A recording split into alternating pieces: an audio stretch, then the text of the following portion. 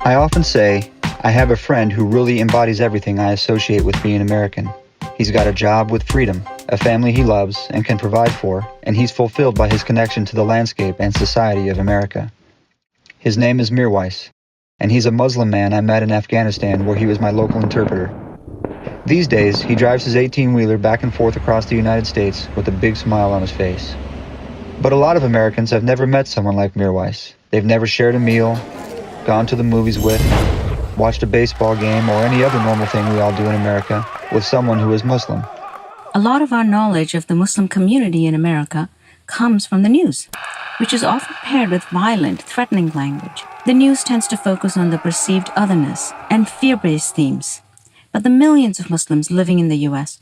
are trying to work hard, learn, spend time with family and friends, and have fun, just as we all do. That's Daisy Khan, director of a woman-led organization committed to peace building, equality, and justice for Muslims around the world called WISE.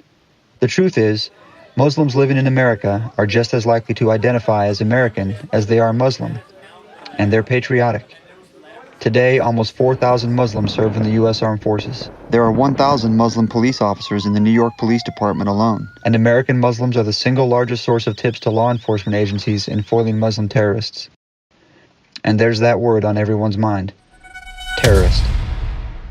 The misconception in America is that Muslims are responsible for most acts of terrorism in the U.S. Muslim terrorists are infiltrating our borders. Refugees are coming into America to attack us in the name of Islam, and that all terrorists are Muslim. Although that's the predominant narrative in the news, it's very far from the truth. Here's what the statistics really look like. 230,000 Americans have been murdered since 9/11. 123 of those fatalities were committed by Muslims. Of the 85,000 refugees that entered the U.S. in 2016, 46%, that's 39,000 of them, were Muslim. Not a single Muslim refugee has committed an act of terrorism. Every year, the U.S. grants green cards to 1 million immigrants who have entered the country lawfully, and 100,000 of these are Muslims.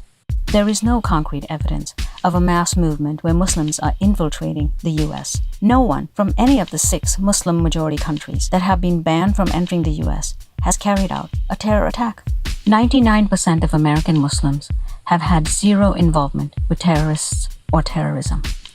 From 1980 to 2005, American Muslims were responsible for only 6% of attacks in the U.S. During my first combat tours of duty in the Marine Corps, I wasn't able to connect with the local community. I'd walk in with full body armor and tell a group of people I needed them to give me information. I intimidated a lot of people in the process, but I never got reliable results. By my last tour, I learned to change my talking points and emphasize what we have in common so we could work together and trust each other. We all had families to protect, wanted the freedom to love and worship and to have a happy life, and the cooperation was extremely effective. In the U.S., we need to think about things in a similar way.